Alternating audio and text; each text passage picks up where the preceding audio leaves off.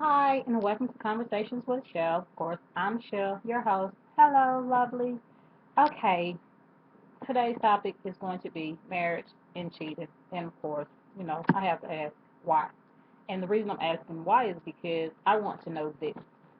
Why get married if you're going to continue to cheat? I'm not, cheating isn't okay in any circumstance if you're married or in any type of relationship if you ask me. But my thing is this: why go to your mate and tell your mate, okay, fine, we get married, but if you know you're not holding up your end of the deal, then I will seek pleasure elsewhere. Why even go into that situation? That's already doomed from the start, if you ask me. I don't understand it. I probably never will understand it, but that's my question. Why get married if you're going to continue to cheat? Now, next question is, why marry this person if you know they're going to continue to cheat? If before you get married, they sit and they tell you, okay, this is how it's going to be. If you're not doing this, that, or the third, then this is what's going to happen. Why would you even put yourself into that situation? I mean, like I said, you're doomed and destined already from the start. If you sat down and you've had this discussion and you know the ins and outs, why would you even want to go into that situation? Why would you want to be with someone that has told you specifically, okay, fine. If you don't give me sex when I want it or when I feel like I need it, then I'm gonna cheat on you simply because that's just who I am and that's just what's gonna happen. So why even get married? Why put both of you all through that situation if you already know what the outcome is gonna be? Why not either separate or first of all don't get married at all? But why not go out there and seek other relationships and find exactly what you're looking for? Because if everything you're looking for is not into that person that you're getting ready to marry or that you married, then you already have problems. So why even go into it if you already know what you're up against?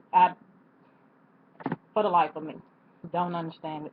I'm really trying to understand, but no, nobody has given me any legitimate answers or reasons or whatever. So hopefully somebody out there in the world wide web can help me understand this better. Because you know what? Let me stop lying. No, you can't. There is no excuse for it. If you're unhappy and you don't want to be there, and there aren't any major ties to one another, no kids involved that y'all have together, and assets to be divided or whatever, split, go your separate ways.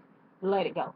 Don't even enter it from the start. That would be my suggestion right there. Why would I sit here and marry you if you've already told me, you know what? When we get married, if you ain't doing this, that, and the third, then somebody else will. You know what, boo? This is what I need for you to do.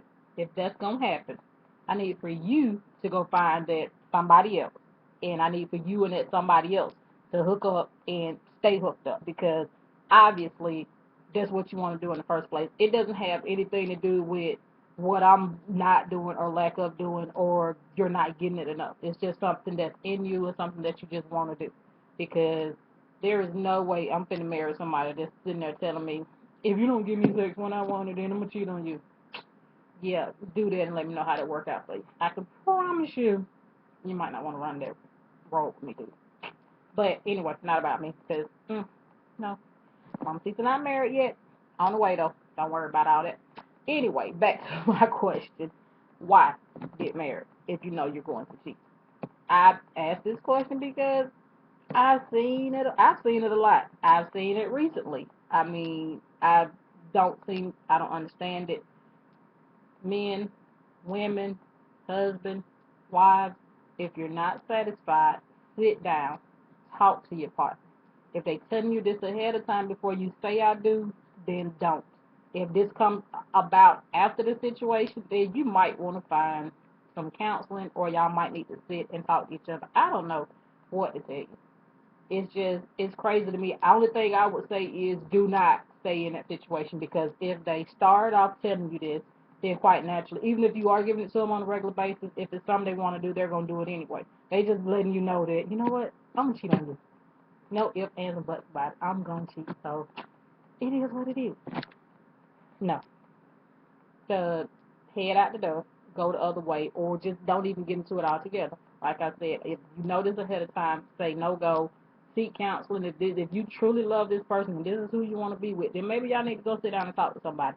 Maybe y'all need to sit down and talk to each other and figure out exactly what the problem is and how often do you expect this of me, and why would you do this to me? And you got all situations and scenarios that might come up where one person may not be able to perform for whatever medical reason the situation may be. Lord forbid, if you want it all the time and the lady can get pregnant, she come up pregnant, and okay, so what happens if the doctor says, you know what, she can't have sex until she gives birth? Of course, that's gonna be a whole another 6 weeks after she gives birth. So can you do that? Or are you telling her, you know what, while you carrying my child, I'm gonna go out here and cheat on you? Or ladies, your man out there working hard, trying to provide and take care of home, and Lord forbid he get hurt on the job, hurt his back, his thumb is growing, his whatever, but something gets hurt and he can't do anything. Now you gotta take care of him, and you trying to work too, but no sex.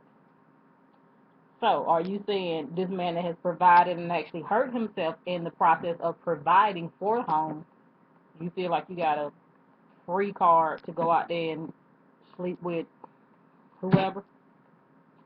No. Not the way it works. Because if that was the case, you probably shouldn't have said I do before you did.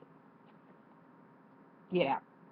Don't stay. If you know this ahead of time, don't get in it. Don't allow it. Don't permit it. Don't say, well, okay.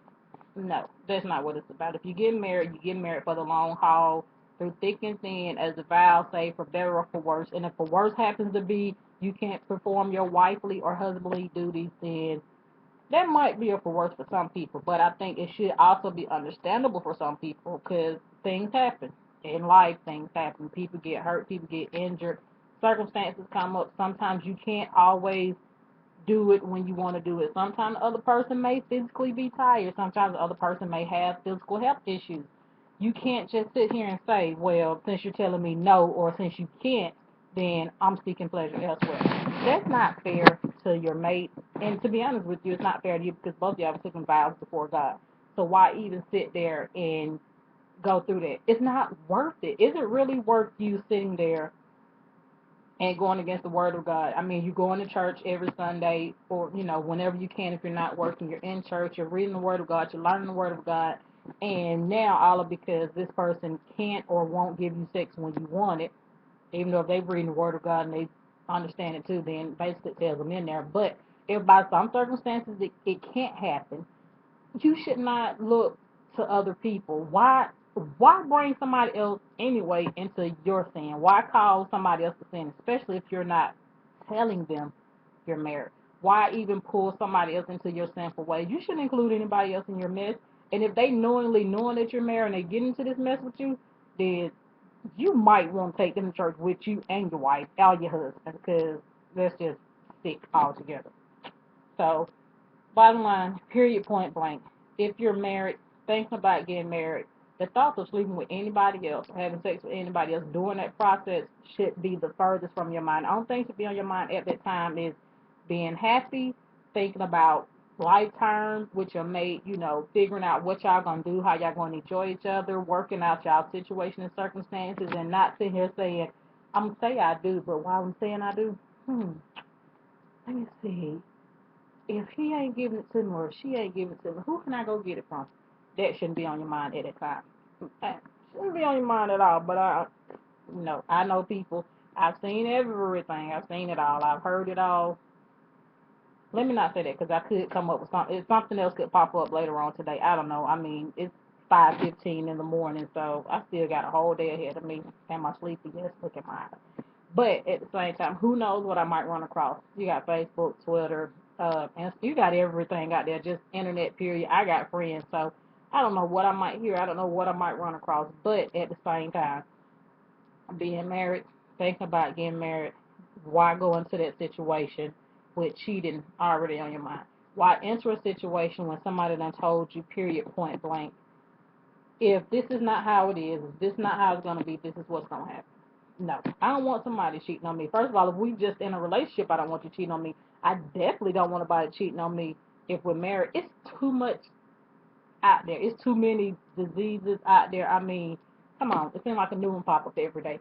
Why put yourself through that? Sit down, talk about it. If y'all can't reach a mutual ground and come together on some type of understanding, separate.